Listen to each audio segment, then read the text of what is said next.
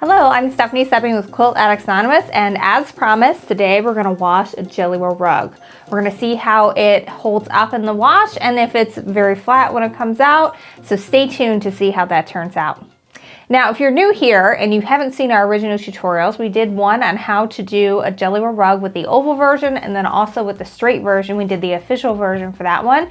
So you can go ahead and watch those videos. We've got links to them in the description box down below. But today, the number one question I always get asked is how do these wash? And I've read online that they wash up great, but today we're gonna actually test it and we're gonna take a real good close look at the stitches when it's done and see how flat it is when it comes out. So before we get started, I want to have a little confession time. So this rug, it was the second one I did, and I used batting scraps for it, which was not really a great idea. My batting that I use for my quilts is fabulous. It's great for quilting, not so great for a Jelly Roll rug because you need really thin batting or it just kind of wants to become a big bowl and it's just not thin enough to do it. So this one, definitely you can see as I pull on it, there's a lot of extra fabric and material in here, and it really wants to be more of a bowl than a nice straight rug, which is sad. This one's for my daughter, so she doesn't really care. She just likes the colors. But I did press this as I went. I did everything I did for the first Jelly Roll rug, which I was able to get flat in the end. But one of the things I've noticed, we have taught a couple classes at Quilt Addicts Anonymous, our brick and mortar location, on how to do this. And I've noticed that without fail, anybody who has like a basic level sewing machine, like the one I used on the video and the one that I use on a lot of my videos, because I don't want you guys to think you need a fancy sewing machine to quilt, because you don't. But the better sewing machine you have, the flatter the rugs turn out. And there's a couple reasons for that. I've learned that when you get into the higher level sewing machines, like $1,000 or above, your feed dogs are a little bit longer, which is going to help you move all these layers through nice and evenly, and your walking foot can get significantly better as well. So if you've got a rolling walking foot, like your rug is going to be as flat can be. If you've got a giant extension table, your rug is going to be as flat can be. If you are working with a beginner model sewing machine like I did on this, you're going to have to work a little bit harder as you go through. And I've seen that like without fail. Like the more expensive the sewing machine is, the flatter the rug ends up. Period. Every single time I've seen it done, not just by me, but by other people in our shop. So if you've got a Bernina, it's going to be flat. If you've got a baby lock with one of those giant rolling feet, it's going to be very flat. If you have any type of rolling walking foot, it is going to be flat and you will not have to work so hard to make it happen. If you worked on more of a beginner sewing level, beginner level sewing machine like I did, which was about $500 retail, you're going to have to work a little bit harder to do it. And you absolutely should consider using that Bosal Jelly Roll rug batting, because that makes it a lot easier to get it nice and flat because it's super thin. So PSA aside, if your rug didn't turn out flat, don't worry, it might not be you. So now what I'm going to do is I'm going to put this in the wash, and basically this one can't get any worse. And I have heard from some people whose rugs weren't super flat to start with, that once they did wash them, they were flat. So I'm kind of hoping for a miracle here. We'll see how it goes. But at least what we can do in this video is we can take a look at the stitching and we can see how it turns out after it's been in the wash. So I'm gonna go put it in there. I'm not gonna actually film putting it in there because my basement is unfinished and we are just as likely to see a spider that should be in the movie Arachnophobia as me putting it in the wash. I do have a high efficiency washer, so it's not gonna get a lot of water in there. And I'm just gonna put it on the gentle cycle, and there's no agitator in the center, it's just a big wide drum. So I'm gonna go wash that on the gentle cycle, and I'm gonna use gentle soap for it, the same stuff I would wash my quilts with. And I'm using Soak today, and it is the unscented version. So we'll see how that goes, and I'll be back in just a little bit and we'll take a look at how the stitching has held up through its first wash. All right, so I pulled my rug out of the wash. I have done nothing with it except pull it out. And first of all, can we talk about how vibrant these colors are? It's really, really pretty. Let's see. Well, it definitely is still doing what it did originally. So I wouldn't say washing it is the miracle cure-all to anything. I'm still gonna have to do some work to try and get this flat again. But let's take a look at the stitches and see how well those held up. Well, I would say the stitches are looking pretty good. They definitely still look very much intact over the majority of it. In the center here, there is a little bit of pulling, but it wasn't perfect to start with in that area. I don't really see any areas where it feels like it is just not doing it all what it should be doing. So what I'm gonna do next is, my table is not large enough to put the rug out, nor would I want something this wet drying on this table because I think it would ruin it. So what I'm gonna do is I'm gonna lay this out in my kitchen, and I'm gonna put something like a tarp or something over it, and then some heavy objects to see if I can get it to dry flat and sort of block it that way. So I'll do that and we'll see how it goes. So it took about 2 days for my rug to dry. I just laid it flat on the kitchen floor. We have tile in there, so it's not gonna hurt anything. And I'm happy to report that it washed up fabulously. There are no issues at all with the seams coming apart. But if your rug was not flat to start with, it is not gonna be flat when it comes out of the wash. It's going to retain whatever shape it was before you press it to death.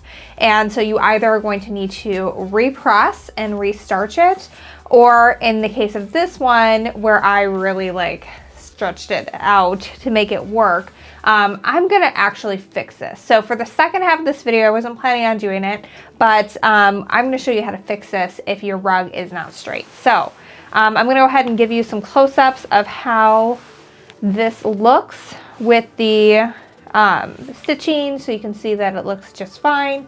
But then I'm gonna go ahead and rip out all these stitches, and we're gonna re-stitch. So you can see the stitching held up really well.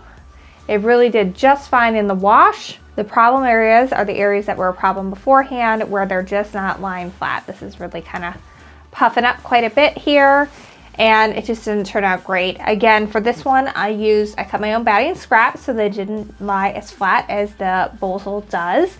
And also I used a basic level sewing machine, and you just don't get the same level quality of feed dogs with a basic level sewing machine as you do with one that you have invested a little bit more money in. So I'm gonna rip, and then we're gonna sew this back together and fix it.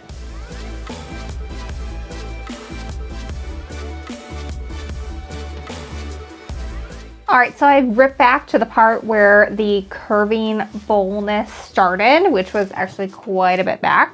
And so now it's laying nice and flat. I gave it a good press because, you know, it has been through the wash. I wanted it nice and flat before we get started again.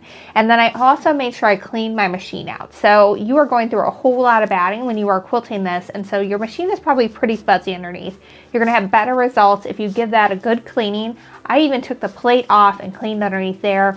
One time after I'd done these and I went to clean it out, the feed dogs literally were so impacted with just fuzz in between them, in between the feed dogs down here, that it was impeding it from moving at all. So I've switched to my Quilter's Choice. This is a model that Baby Lock does not make anymore. Probably the Soprano or the Presto would be comparable to what is out there today. The feed dogs are a little bit larger underneath, so that should handle moving it through a little bit better. And it also came with this nice extension table, so that'll help keep everything nice and flat as I'm going. I'm going to press every single row because I know I've had problems with this batting because I use my scraps.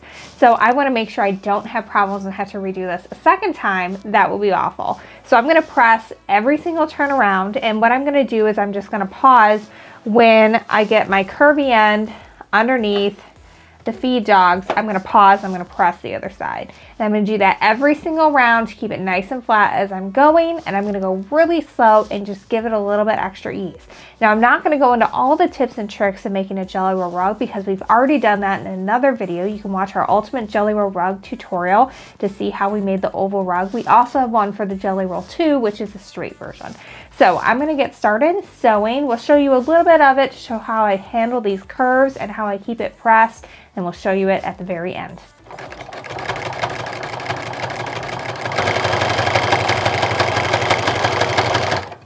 Now I really am just letting my machine move this through. I am not doing anything to try to force that to go through. I'm just letting the machine take it at its own pace.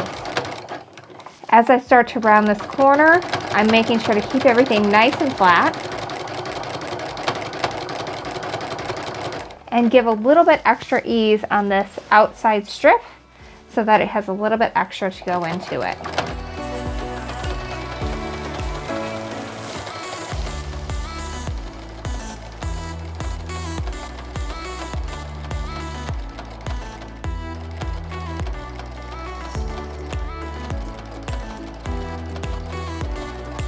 Ready? That's looking a lot flatter than it was before I pulled it out. Keep rounding this curve. And I'm just really taking my time. All right, now so that I don't have to stop what I'm doing every single time, what I'm going to do is I'm going to press the other half while I have the curve down here, just to keep everything nice and straight and flat as I'm going.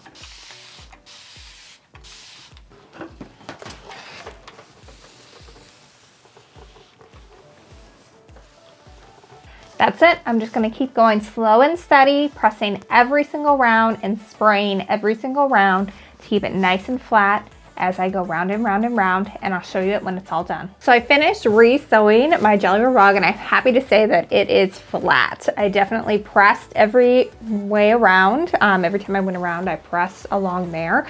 And then I also made sure I used my better sewing machine that has longer and wider feed dogs.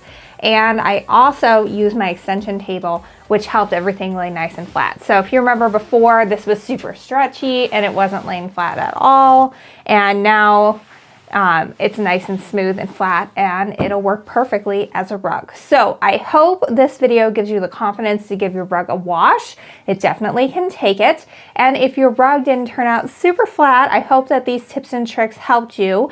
Again, if you don't have a fabulous sewing machine, if you have more of a beginner level sewing machine like I did my first one on, it doesn't mean you can't do this. It just means you need to really take your time and make sure you get your surface as level as you can with your sewing machine bed. In my first video, I put all my craft books out to make it as flat as possible, because when this starts to dip off the side of your sewing machine, that's when the bends are created, and you just have to really let your sewing machine do its job and let it go and keep it as flat as possible when you're working, and make sure that machine is really clean, especially in between those feed dogs, to help it run through really well. If you enjoyed this video, make sure you like and subscribe below. It helps other people see it so that they can get some tips and tricks on how to get their rug turning out fabulous.